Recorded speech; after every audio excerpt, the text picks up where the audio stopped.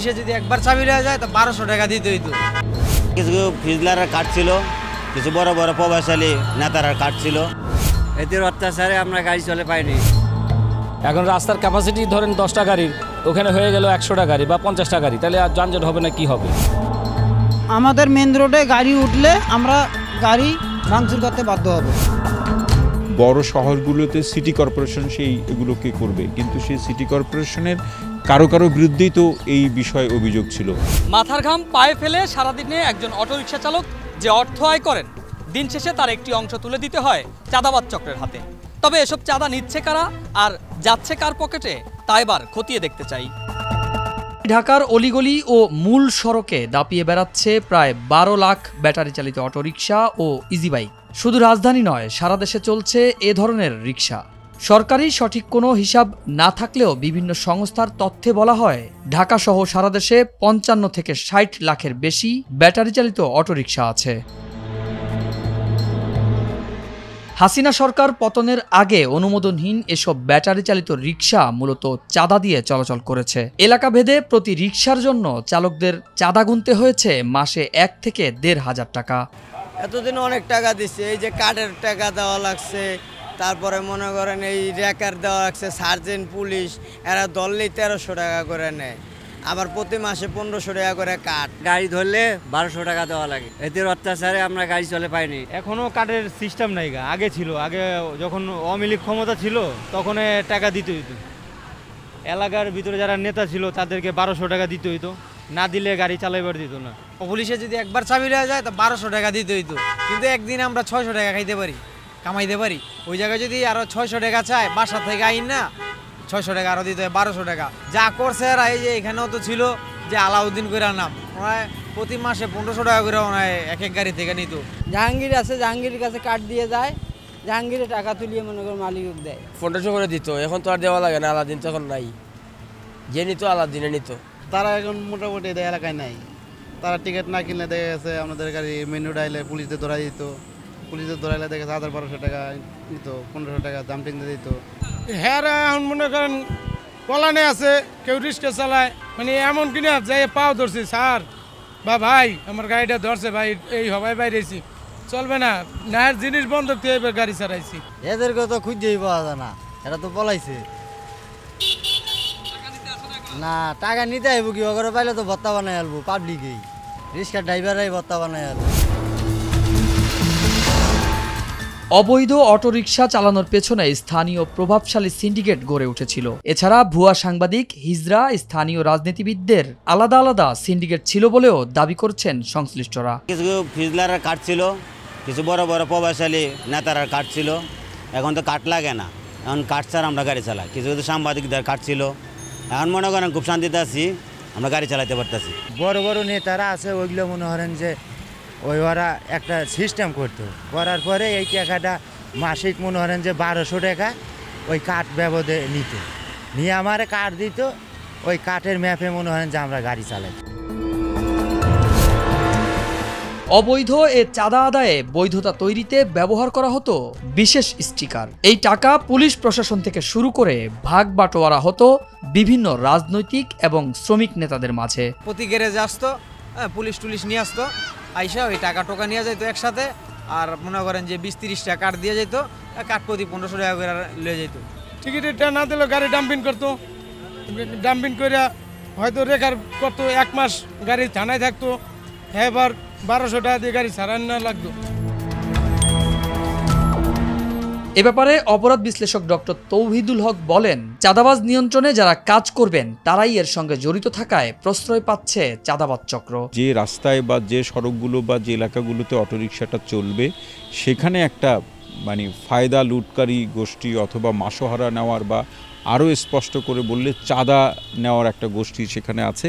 তারা এই প্রতিটি রিক্সা থেকে কিন্তু প্রতিদিন অথবা কোনো কোনো রিক্সা থেকে মাসিক বা কোনো কোনো রিক্সা থেকে 15 দিন পরপর এক এক এলাকায় এক একভাবে তারা নিয়ম তৈরি করে নিয়েছে, এইভাবে তারা চাঁদা নিয়ে থাকে। আবার তাদের একটা স্টিকার আছে, সেই স্টিকারটা নিতে তারা বাধ্য করে থাকে। ওই স্টিকার না থাকলে মানে কাউকে চালাতে দেওয়া হয় না। যে এলাকায়গুলোতে অটোরিকশা চলছে সেখানের যারা রাজনৈতিক ব্যক্তি, যারা বিগত দিনে যারা সরকারে ছিলেন, তাদের রাজনৈতিক পদবিধারী ব্যক্তি যারা, তাদের কারোর বিরুদ্ধে এখান থেকে চাঁদাবাজি করার অভিযোগ ছিল। যারা নিয়ন্ত্রণ করবেন, যারা সকল মানুষের নির্বিঘ্নে চলাচলের জায়গাটি নিয়ন্ত্রণ করবেন, সড়ক এবং মানুষের মানে যাতায়াতের প্রসঙ্গটিকে সুরক্ষিত করবেন, তাদের মধ্যে থেকে একটা অংশ যখন অটোরিকশাকে সামনে রেখে চাঁদাবাজি করে, নৈরাজ্য করে, বিশৃঙ্খলা তৈরি করে এবং তাদের অবৈধ অর্থ উপার্জনের একটা হাতিয়ার হিসাবে যখন অটোরিকশা ব্যবহৃত হয়, তখন তো আসলে সাধারণ মানুষের এর বিড়ম্বনা সহ্য করা ছাড়া আর কিছুই থাকে না। একসময় চাঁদার জোরে চলা এসব রিক্সাগুলো এখন চাঁদা দিতে না হলেও মহাসড়কে ওঠার কারণে সাধারণ মানুষের ভোগান্তি বেড়েছে। আগের চেয়ে রাজধানীতে অবৈধ রিক্সা চলাচল বেড়েছে কয়েক গুণ। এতে মহাসড়কে সৃষ্টি হচ্ছে অহেতুক যানজট। রাজধানীবাসীর অভিযোগ, আগে অটোরিকশা নির্দিষ্ট এলাকায় চলাচল করলেও এসব রিক্সা এখন বেপরোয়া হয়ে উঠেছে। অ্যাকচুয়ালি মেইন রোডে তাদের ওঠা উচিত না, আর তাদের শৃঙ্খলা নাই।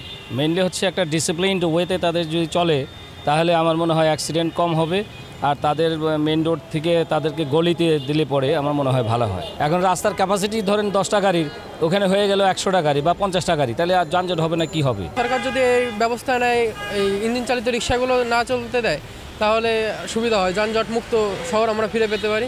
ভর অনুযায়ী মানে এদের ওজন অনুযায়ী অনেক জোরে চলে, যেটা সড়কের দুর্ঘটনার অনেক বেশি থাকে।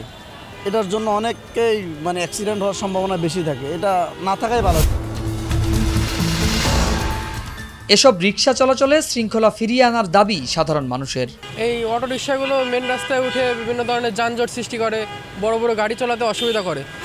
আমার মতে সরকার যদি এই ব্যবস্থা নেয়, এই ইঞ্জিন চালিত রিক্সাগুলো না চলতে দেয়, তাহলে সুবিধা হয়, যানজট মুক্ত শহর আমরা ফিরে পেতে পারি। রিক্সাগুলো না থাকাটাই বেটার। অটো রিক্সাগুলো থাকার কারণে বিশৃঙ্খলাটা বেশি হইতেছে। এদিকে প্যাডেল চালিত রিক্সা চালকরাও এসব অবৈধ রিক্সা বন্ধের দাবিতে মাঠে সক্রিয় হয়ে উঠেছে। তাদের দাবি, মহাসড়কে অবৈধ রিক্সা চলাচলের কারণে তাদের আয় কমে যাচ্ছে, তাই এসব রিক্সা গলিতেই সীমাবদ্ধ রাখার দাবি তাদের। এরা তো আমাদেরকে খুব সমস্যায় ফেলছে।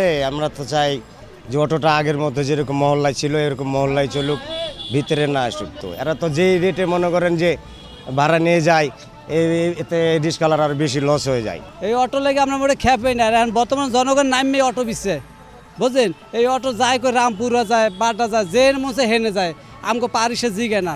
আর হেগো তো অনুমতি নাই উপরে আসার, এগো জন্য আমরা খেপ পাই না, বুঝলেন? আমাকে না খাইতে লাগে। ওরা গল্লির ভিতরে চালাক, যদি মেন রোডে উঠলে আমাদের সমস্যা হয়। কারণ আমরা দূরের ভাড়া পাচ্ছি না, কাছের ভাড়াও পাচ্ছি না। মনে করেন 70 টাকার ভাড়া ওরা 40 টাকা নিয়ে যায়, 30 টাকা নিয়ে যায়। অথবা আমরা ঘুরতে ঘুরতে অস্থির। আমাদের মেন রোডে গাড়ি উঠলে আমরা গাড়ি ভাঙচুর করতে বাধ্য হব। অটোরিকশা চালকরা বলছেন, ব্যাটারি চালিত রিক্সা প্রস্তুতকরণে যে সকল মালামালের প্রয়োজন তার সবকিছুই দেশের বাইরে থেকে আমদানি করা হয়। চালকরা বাজার থেকে বৈধ টাকায় ক্রয় করেন। বৈধ টাকায় কেনা এসব রিক্সা কেন অবৈধ বলা হবে তা নিয়ে প্রশ্ন তুলেন রিক্সা চালকরা। এটা অবৈধ হইলে কেমন? ইনপুটের মাধ্যমে তো মালটা আসছে, মানে ইনপুটের মাধ্যমে মালটা আসছে, কারণ তারা অবৈধ। তো তারা একবারে ইনপুট বন্ধ করে দেখ, মাল না পাইলে আমরা গাড়ি না চালামো। নিচে যে ব্যাটারি বুটারি মোটর যা আছে সব চাইলে ঠিক আছে।